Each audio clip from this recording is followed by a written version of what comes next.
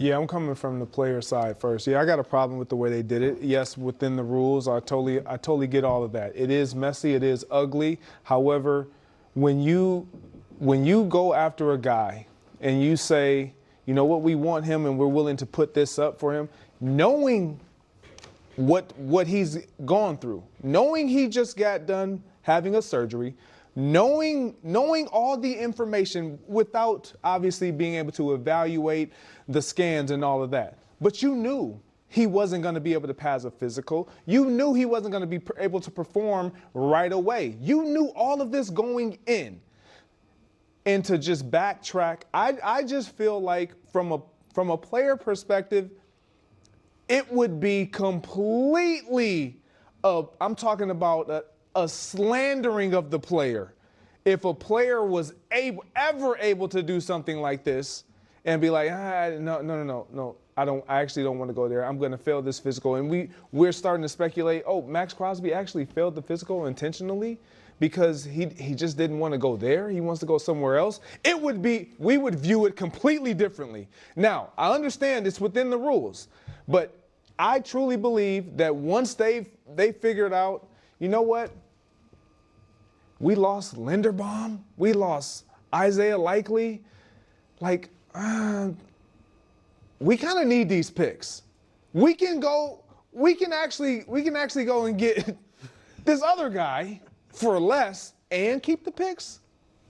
And he's going to be motivated. Yeah, let me see those scans again. Kind of, yeah.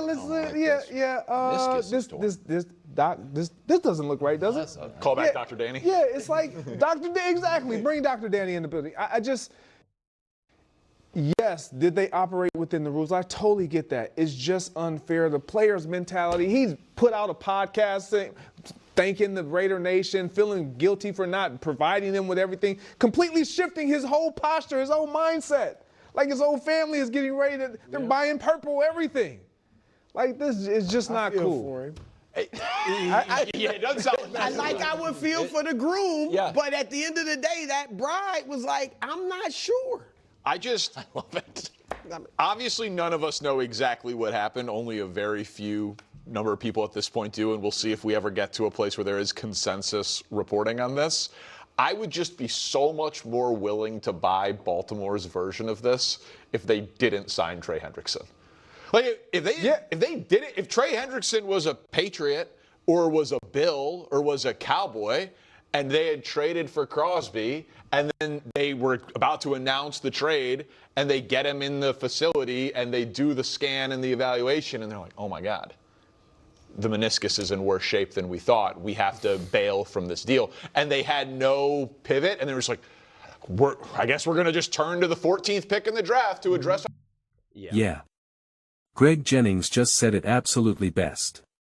Everything Greg Jennings said was 100% on point.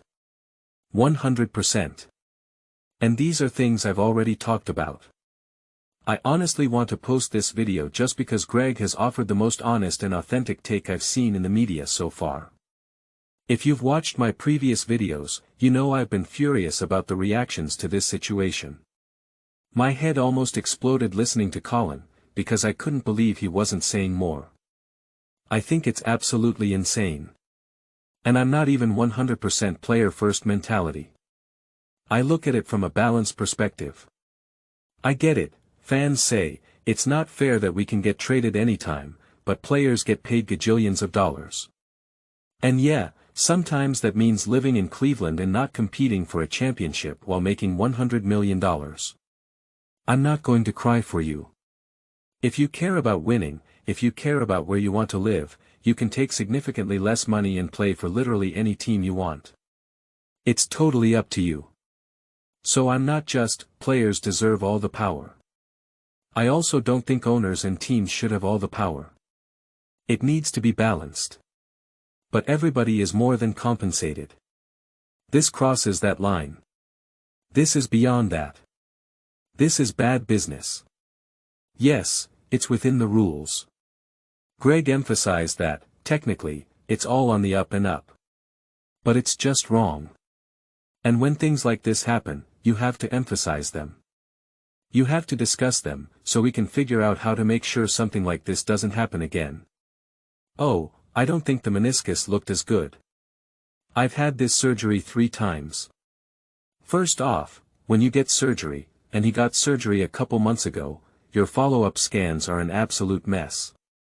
Doctors just went in there, ripped everything up, stitched it together. Everything is swollen, too large, too small. None of the scans look perfect. 2 months later, your knee looks perfect. No. Of course it's a mess. That's how it works. I'll never forget my first meniscus surgery. I asked the doctor, are we going to monitor it with MRIs? He said, no, we can't do that. Your scans are going to be a mess essentially forever now. That's just how it is. It's different with a broken bone. I shattered my finger playing football, X-rays every couple weeks, monitoring the healing. But with meniscus, tendons, ligaments, that's not how it works. Things are always messy. I remember when I broke my clavicle. They kept X-raying it, looking for callus formation, concrete healing signs.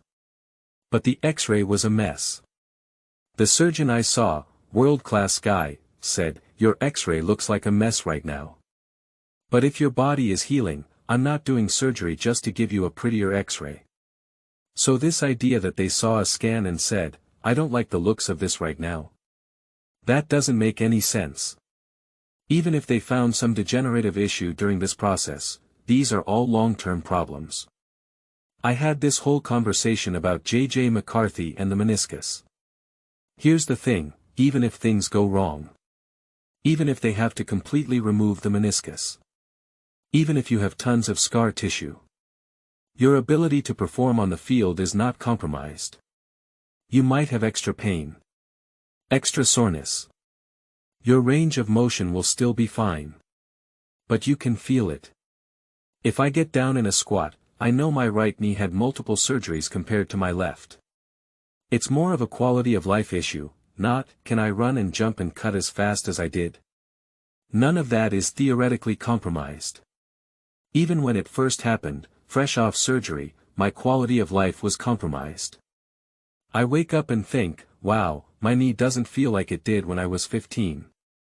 I definitely know it's different. When I'm playing basketball, running hard, I can feel it. Especially the next day.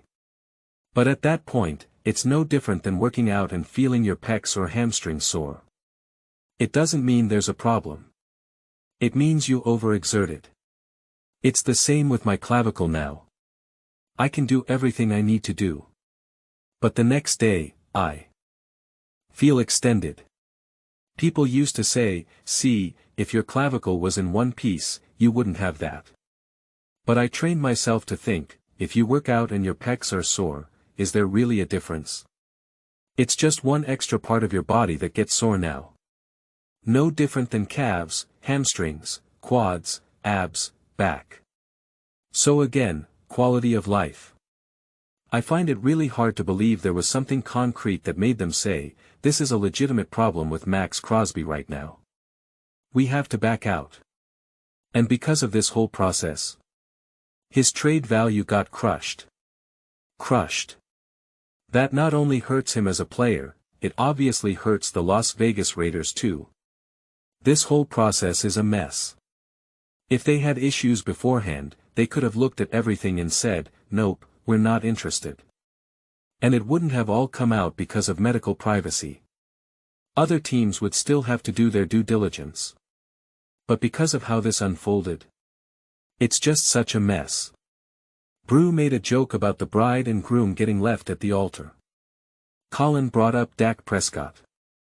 I don't like talking about other people's relationships, but let's use that analogy. If someone gets cold feet and leaves, and they're a jerk about it, that's one thing.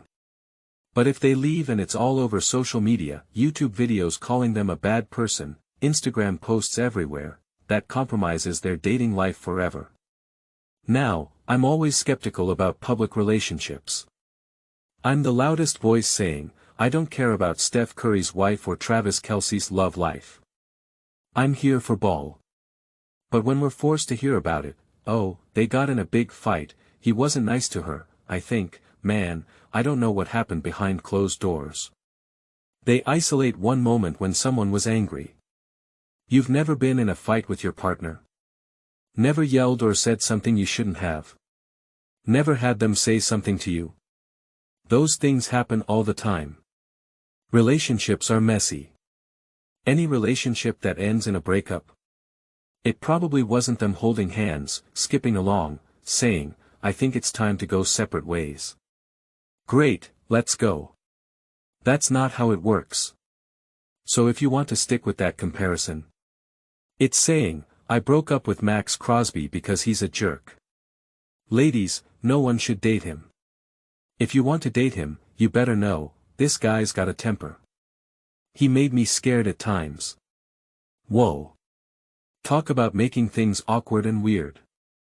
That's the situation the Ravens created, for Maxx Crosby as an individual, and for the Las Vegas Raiders as a whole. That's what Greg Jennings is emphasizing. And that's why he said, if the roles were reversed, if it turned out Maxx Crosby failed the physical on purpose because he didn't want to go to Baltimore, there would be such a reputational cost. Legitimate outrage. It would hurt him. Now the roles are reversed, and it's just, what?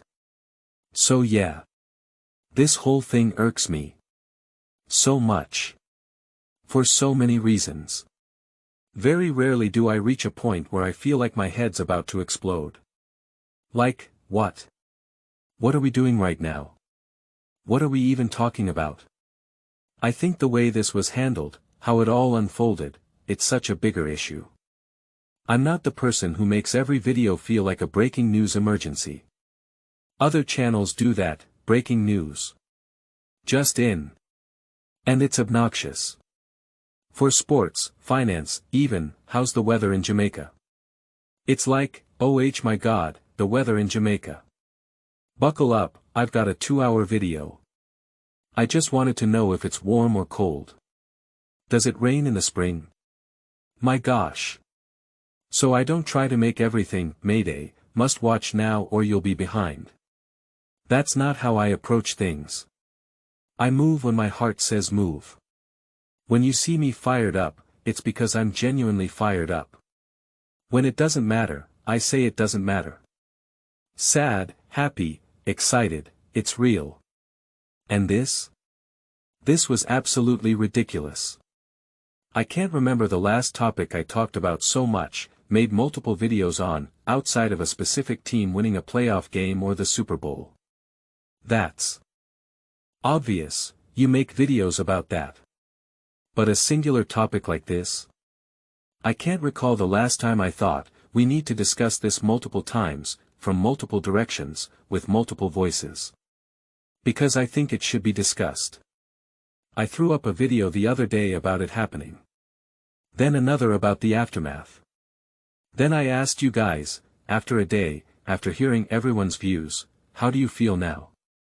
I still want to continue that conversation.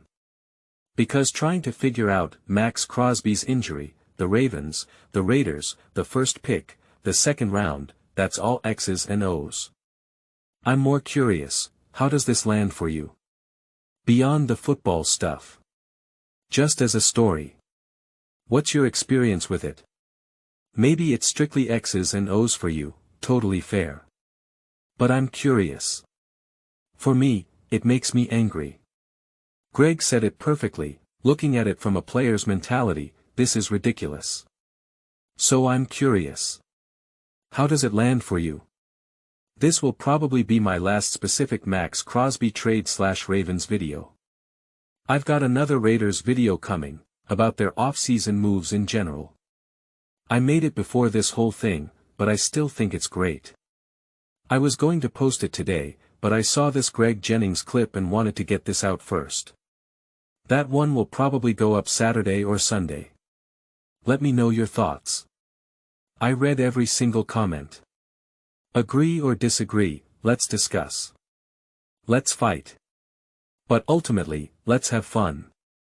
Subscribe. Thumbs up. It helps visibility and the algorithm. Thank you so much.